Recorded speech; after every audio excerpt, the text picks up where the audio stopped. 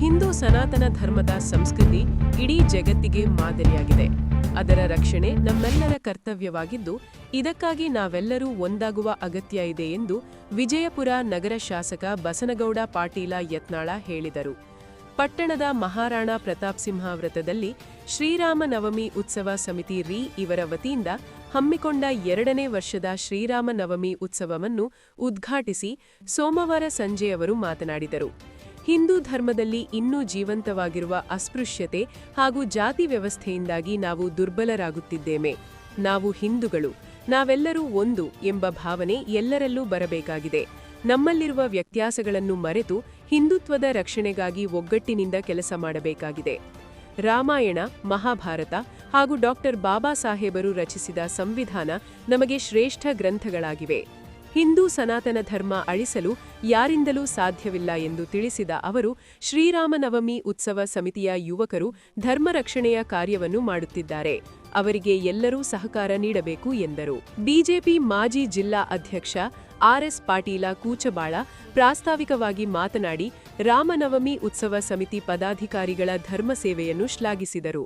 ತಾಳಿಕೋಟಿ ಖಾಸ್ಗತೇಶ್ವರ ಮಠದ ಪೂಜ್ಯ ಸಿದ್ಧಲಿಂಗದೇವರು, ಗುಂಡಕನಾಳ ಬೃಹನ್ಮಠದ ಶಬ್ರ ಶ್ರೀ ಗುರುಲಿಂಗ ಶಿವಾಚಾರ್ಯ ಮಹಾಸ್ವಾಮಿಗಳು, ಕೆಸರಟ್ಟಿ ಶಂಕರಲಿಂಗ ಮಠದ ಪೂಜ್ಯ ಸೋಮಲಿಂಗ ಸ್ವಾಮಿಗಳು ಹಾಗೂ ವೇಮು ವೆಂಕಟೇಶಾಚಾರ್ಯರು ಪಾವನ ಸಾನ್ನಿಧ್ಯ ವಹಿಸಿ ಆಶೀರ್ವಚನ ನೀಡಿದರು. ಪುರಸಭೆ ಮಾಜಿ ಅಧ್ಯಕ್ಷ ದಶರಥ ಸಿಂಗ್ ಎನ್ ಮನಗೂಳಿ ಅಧ್ಯಕ್ಷತೆ ವಹಿಸಿದ್ದರು. ಕಾರ್ಯಕ್ರಮದಲ್ಲಿ ಜಿಪಂ ಮಾಜಿ ಉಪಾಧ್ಯಕ್ಷ ಪ್ರಭುಗೌಡ ದೇಸಾಯಿ, ಪುರಸಭೆ ಮಾಜಿ ಸದಸ್ಯ ಸುರೇಶ್ ಹಜೇರಿ, ಶ್ರೀ ರಾಮನವಮಿ ಉತ್ಸವ ಸಮಿತಿ ಅಧ್ಯಕ್ಷ ಅಮಿತ್ ಸಿಂಗ್ ಡಿ ಮನಗೂಳಿ, ಉಪಾಧ್ಯಕ್ಷ ಸೂರಜ್ ಹಜೇರಿ, ಮಾನ್ಸಿಂಗ್ ಕೊಕಟನೂರ, ಬಾಬು ಹಜೇರಿ, ಗೋವಿಂದ್ ಸಿಂಗ್ ಮೂಲಿಮನಿ, ರತನ್ ಸಿಂಗ್ ಕೊಕಟನೂರ, ರಾಜು ಹಂಚಾಟೆ, ಡಿಕೆ ಪಾಟೀಲ, ಪ್ರಭು ಬಿಳೆಭಾವಿ, ಪರಶುರಾಮ ಎಂ ಕಟ್ಟಿಮನಿ, ರಾಜು ಸಂಡೂರ, ಭಂಡು ಧಾಯ್ಪುಲೆ, ನಾಗೇಶ್ ಕಟ್ಟಿಮನಿ, ರಾಮಣ್ಣ ಕಟ್ಟಿಮನಿ, ಸಂಜೀವಪ್ಪ ಬರದೇನಾಳ, ಶ್ರೀರಾಮನವಮಿ ಉತ್ಸವ ಸಮಿತಿ ಪದಾಧಿಕಾರಿಗಳಾದ ಗೋವಿಂದ್ ಸಿಂಗ್ ಹಜೇರಿ, ಸುಧೀರ ತಿವಾರಿ, ರಾಘು ಹಜೇರಿ, ವಿಠ್ಠಲ್ ಸಿಂಗ್ ಹಜೇರಿ, ನಿತಿನ್ ವಿಜಾಪುರ, ರಾಜು ಹಜೇರಿ, ಚಂದ್ರು ರಜಪೂತ್, ಸರ್ವ ಸಮಾಜದ ಗಣ್ಯರು, ಮುಖಂಡರು, ಅಪಾರ ಸಂಖ್ಯೆಯಲ್ಲಿ ಯುವಕರು ಹಾಗೂ ಮಹಿಳೆಯರು ಉಪಸ್ಥಿತರಿದ್ದರು. ವರದಿಗಾರರು ದೇವು ಕೂಚಬಾಳ. ಅದು ನಮಗ್ ಗೊತ್ತೈತಿ. ನಾವು ಜಾಸ್ತಿ ಹೊತ್ತು ಮಾತಾಡಿದ್ಮೇಲೆ ನಿಮ್ ಕಣ್ಣಾಗ ನಮ್ ಕಿಮ್ಮತ್ತು ಇರಂಗಿಲ್ಲ, ಅದು ಗೊತ್ತೈತಿ. ನಾವೆಲ್ಲ ಇದ್ದೇ ಇರ್ತೀವಿ. ನಾನು ಸಮಿತಿಯವ್ರಿಗೆ ಅದೇ ಹೇಳಿದೆ, ಗೌಡ್ರು ಬಂದಿದ್ದಾರೆ, ಶಾಸಕನ ಮ್ಯಾಗ ಅವ್ರು ಬಹಳ ಅಭಿಮಾನ.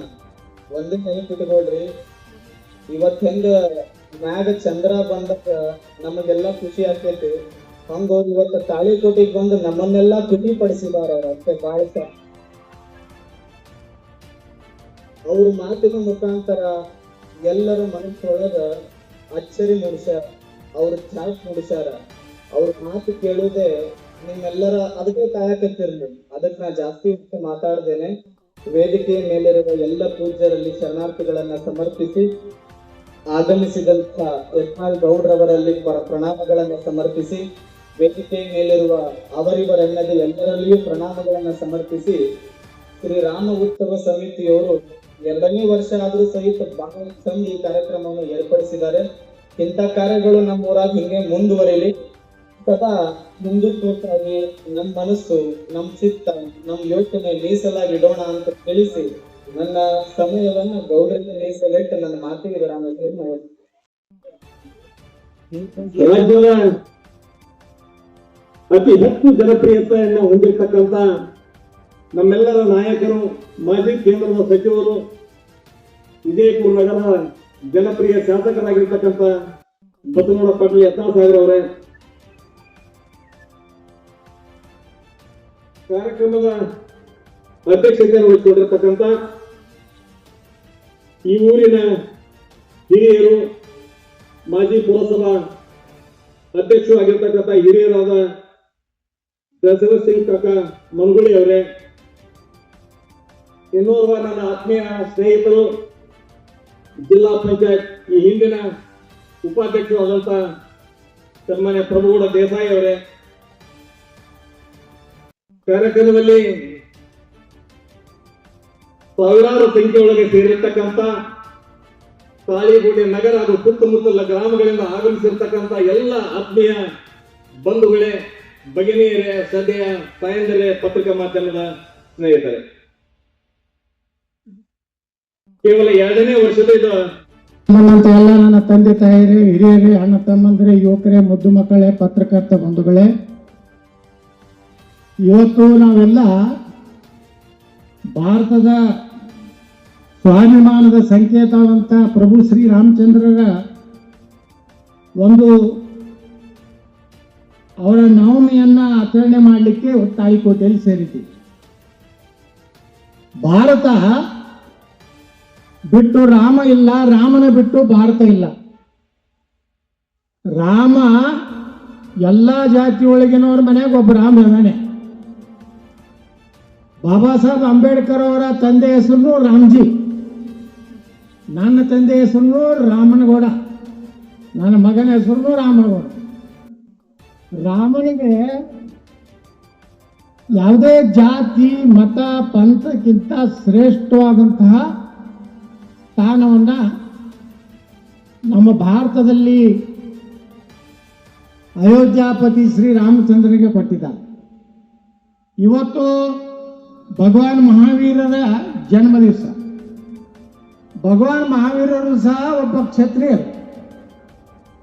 ಅವರು ಜೀವನದಲ್ಲಿ ಕೊನೆಯದು ಏನು ಈ ಅಹಿಂಸಾ ಪರಮೋ ಧರ್ಮ ಅನ್ನುವಂಥ ಶ್ರೇಷ್ಠ ಸಂತರಾಗಿ ಜೈನ ಧರ್ಮವನ್ನ ಈ ದೇಶದಲ್ಲಿ ಅಷ್ಟೇ ಅಲ್ಲ ಜಗತ್ತಿನಲ್ಲಿ ಜೈನ ಧರ್ಮದ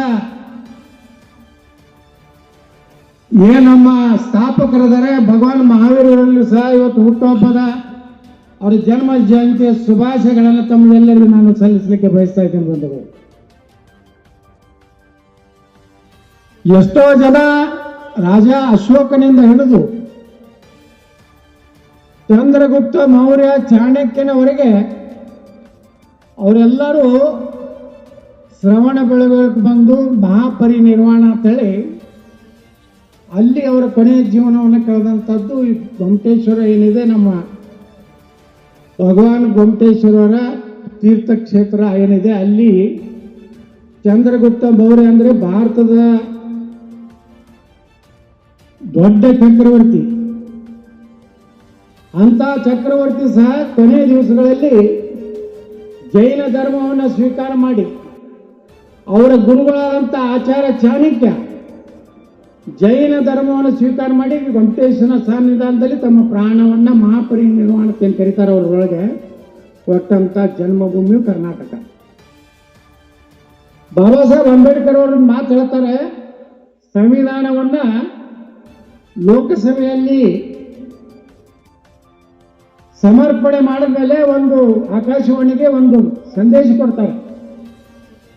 ಭಾರತದಲ್ಲಿ ಅರ್ಹತೆ, ಯೋಗ್ಯತೆ, ಸಾಮರ್ಥ್ಯಕ್ಕೆ ಎಂದೂ ಕೊರತೆ ಇಲ್ಲ. ರಾಮಾಯಣವನ್ನು ಬರೆದವರು ಮಹರ್ಷಿ ವಾಲ್ಮೀಕಿ ಜನಾಂಗ. ಮಹಾಭಾರತವನ್ನು ಬರೆದವರು ವೇದವ್ಯಾಸರು, ಅವರು ಗಂಗಾ ಮತಸ್ಥರು. ಇವತ್ತು ನಾನು ಭಾರತದ ಸಂವಿಧಾನವನ್ನು ಬರೆಯುವಂಥ ಅವಕಾಶ ನನಗೆ ಸಿಕ್ಕಿದೆ. ನಾನೊಬ್ಬ ಅಸ್ಪೃಶ್ಯ ಜನಾಂಗದವ. ಆದರೆ ಈ ದೇಶಕ್ಕೆ 3 ಪವಿತ್ರ ಗ್ರಂಥಗಳು, ಒಂದು ರಾಮಾಯಣ, ಒಂದು ಮಹಾಭಾರತ, ಮತ್ತೊಂದು ನಮ್ಮ ದೇಶದ ಸಂವಿಧಾನ. ಬಾಬಾ ಸಾಹೇಬ್ ಅಂಬೇಡ್ಕರ್ ಅವ್ರನ್ನ ಇವತ್ತೆಲ್ಲರೂ ಸ್ಮರಣೆ ಮಾಡಬೇಕು. ಅಂಬೇಡ್ಕರ್ ಅವರು ಆ ವಿಚಾರಗಳು ಬಹಳ ಜನರಿಗೆ ಗೊತ್ತಿಲ್ಲ. ಬಹುಶಃ ಬಾಬಾ ಸಾಹೇಬ್ ಅಂಬೇಡ್ಕರ್ ಅವರು 44ರಲ್ಲಿ ಒಂದು ಭವಿಷ್ಯ ಹೇಳಿದ್ರು. ಭಾರತ ಮತ್ತು ಪಾಕಿಸ್ತಾನ ಇಬ್ಬಾಗ ಮಾಡೋ ಸಮಯದಾಗ ಒಂದು ಮಾತು, ಅವ್ರು ಬರೆದಂಥ ಪಾರ್ಟಿಷನ್ ಅವ್ರ ಪಾಕಿಸ್ತಾನ ಅನ್ನೋಂಥ ಒಂದು ಪುಸ್ತಕ ನೀವು ಓದಿದ್ರೆ ಗೊತ್ತಾಗ್ತದೆ.